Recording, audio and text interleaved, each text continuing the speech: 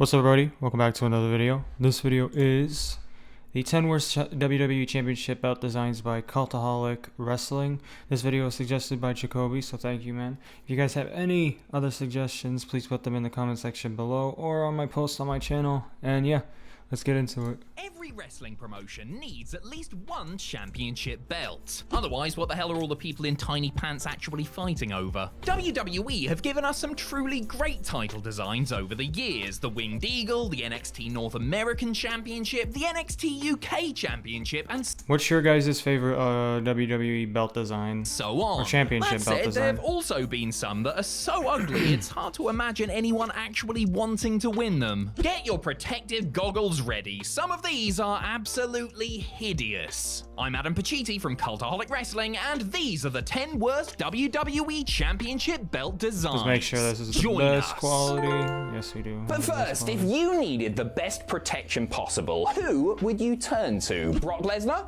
Omos? Maybe get Farouk and Bradshaw back out of retirement. No. If you want the best protection out there, then there is now the NordVPN. Okay. Cheers to Nord for sponsoring this video. We at Cultaholic truly Get believe... your money, brother.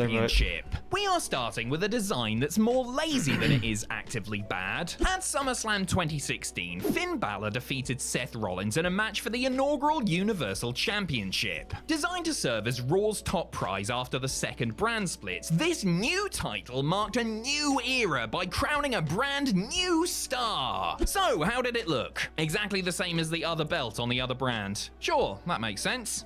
When Stephanie McMahon and Mick Foley unveiled the belt, fans were audibly disappointed. Here was this so-called new championship, but it looked almost entirely the same as the existing WWE Championship on SmackDown, save for a red strap instead of a black one. It must have taken WWE hundreds, nay, thousands of seconds to come up with that idea. This low-effort embarrassment went down so badly that the crowd constantly booed throughout what was actually a really good match between Balor and Rollins. The Universal title belt showed that WWE didn't care enough to think of a different design, so it didn't surprise many to see the fans expressing their displeasure so vocally. Number 9, the WWE ECW Champ. I mean, yeah, if you're gonna... Jeez. Sorry, guys. Jeez. If you're gonna announce a new belt, you better come up with a new design, not just change the color of the belt. Prior to its closure in 2001, ECW was using a fantastically designed belt to represent its World Heavyweight Championship. It was messy, it was rough, it was a bit frightening, which was everything that the violent little promotion embodied at the time. A slightly altered version of the belt was used when ECW was raised from the dead by WWE in 2006. However, the company soon realized that this strap was too cool looking for their new bland version of the product, so they got rid of it. It was replaced in 2008 by this sorry-looking thing. Much like the once feared Philadelphia promotion as a whole, the title was now a watered-down, sanitized version of its former self, looking about as threatening as a kitten playing with an elastic band. Everything about this new model just felt mid-card, right down to the fact that it was now silver instead of gold. It's just uninspired and drab, isn't it? And to many, it killed off any chance of the brand ever being taken seriously again. To make matters worse, this was the final ever version of the ECW World title. Paul Heyman must have been spinning in his bed. Number 8, the WWE Tag Team Championships. Whilst they've never been the best looking belts in the world, WWE have turned out some really nice looking tag titles in their time. The classic World Tag Team Championship design was big and bold, like any good title should be. Even the often maligned women's tag team titles are striking and could also double up as giant ninja stars in a tight spot. Unfortunately, there is no such love here for the design that debuted in 2010. After the unified tag team champions presumably got sick of lugging 4 belts around, WWE brought out new straps that would represent the WWE Tag Team Championships. And these belts were round, like really, really round. Like round enough they broke the laws of physics round. It's been said many times before, but these titles made anyone who wore them look like they'd strapped a giant 2-pence piece to their stomachs. They simply weren't desirable at all and made the tag division look even more second-rate than it already did at the time. Hey, at least WWE didn't do something like, I don't know, make a red pair of belts for Raw and then a blue pair for SmackDown. Oh, wait. Number 7, Tommy Dreamer's Hardcore Championship. Yeah, I liked the older.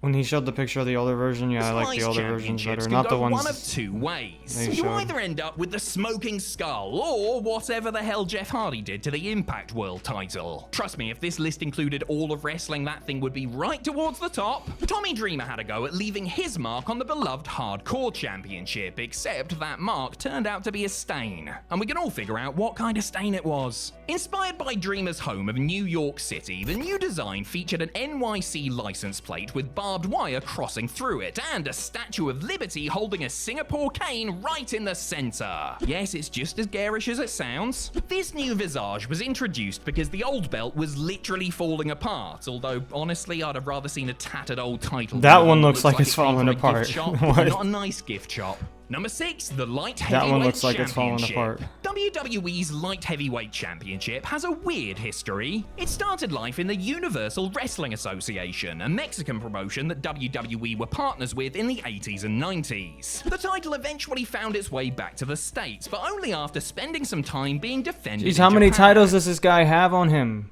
And the Jeez. weirdest part of all of that is that of Let all somebody the people else have who it. had the belt in WWE, Gilbert had it the longest. How the hell did that happen? The final version of the belt was just so clunky looking, a big cumbersome front plate with no real defining features stuck onto a boring black strap with equally uninspiring Yeah. side plates to boot. The Would've. worst iteration of the title has to be the one with a red strap. The hue they had chosen clashed mightily with the gold Oh, yeah, plates, that's- making yeah. the title ugly as well as boring. I mean, no wonder the company swapped It's this easy out for to the miss it. WCW Cruiserweight Championship doesn't as catch soon your as eye. they bloody could. Good for them. Number 5, John Cena's United States Championship. Some may have been expecting to see the John Cena-style WWE Championship belt on this list, but there is actually a far worse Cena design out there than the world title spinner. Johnny Boy, back when he was in his Vanilla Ice cosplay phase, won his first ever championship in WWE in the opening match of WrestleMania 20. He defeated the Big Show for the United States Championship in a move that was widely cheered by fans, if only they knew what was to come. Whilst reigning with the gold, Cena introduced his own custom Oh. version of the US title, and good You with see, the gold. you see, cheered this one's kind of cool, but by fans. His custom version This of one? the US title, this one, no. and good lord, was it gaudy as anything. Looks like America threw up all over it. With more fake jewels than 1,000 branches of Claire's accessories and Cena's actual name written on the front, this belt was so ostentatious that it's a miracle Cena wasn't getting booed much earlier in his career. Hey, if we can thank JBL for anything in this world, it's blowing this monstrosity up in a trash can. Number 4, the United States Heavyweight Championship. Long before John Cena was burning our retinas with his hideous title design, another belt with a similar name was also turning heads for all the wrong It's blurred, but I already don't like it. reasons. Back when it was called the WWF and run by Vince McMahon Sr., the company introduced the United States Heavyweight Championship No. for its stars to fight over. The title has quite the lineage, having been held by the likes of Buddy Rogers, Pedro No, Morales, bro. and the original Sheik. It was abandoned in 1976 after Bobo Brazil had held it for about 5 years. Honestly, we're amazed he didn't get rid of it sooner.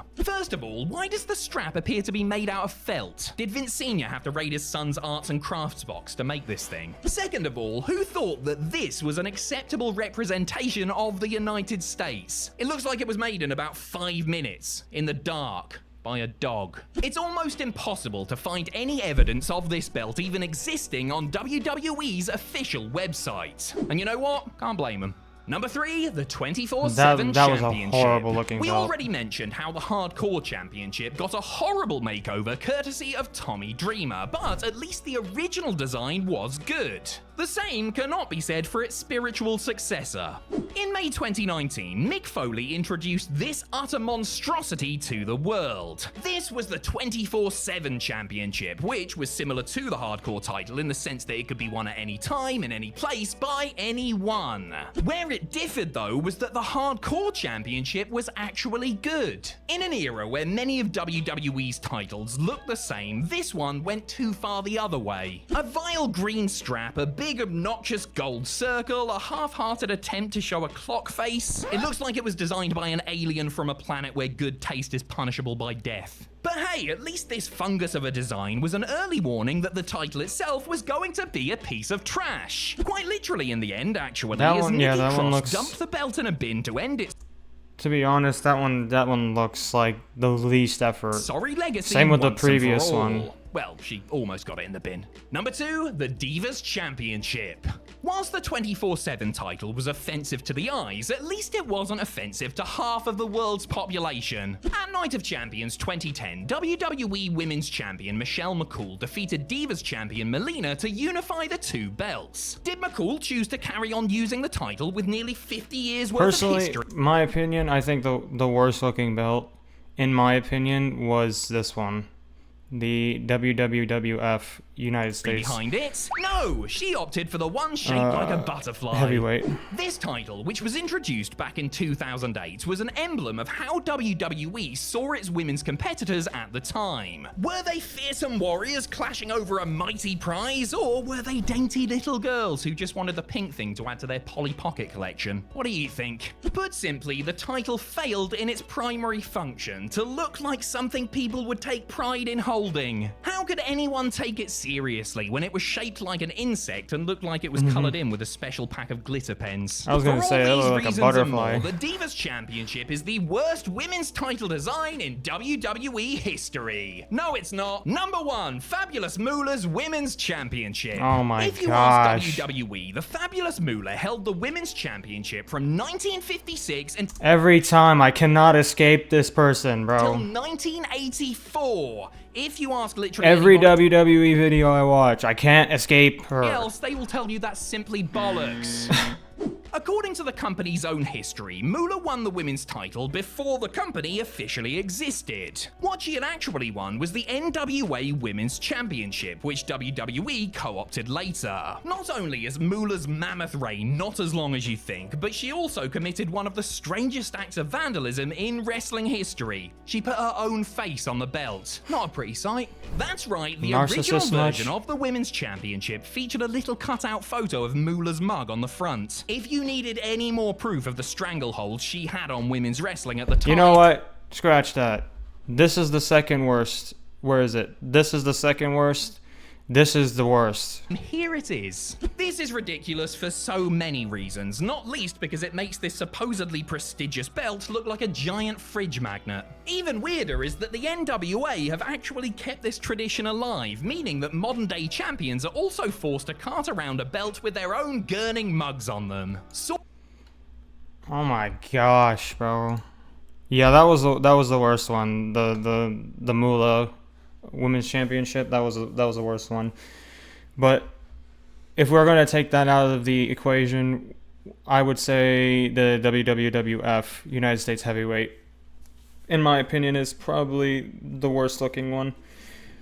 But yeah, thank you, Jacoby, for suggesting this video. If you guys have any other suggestions, please put them in the comment section below or on my post on my channel. And yeah, I'll see you guys in the next one. Peace out.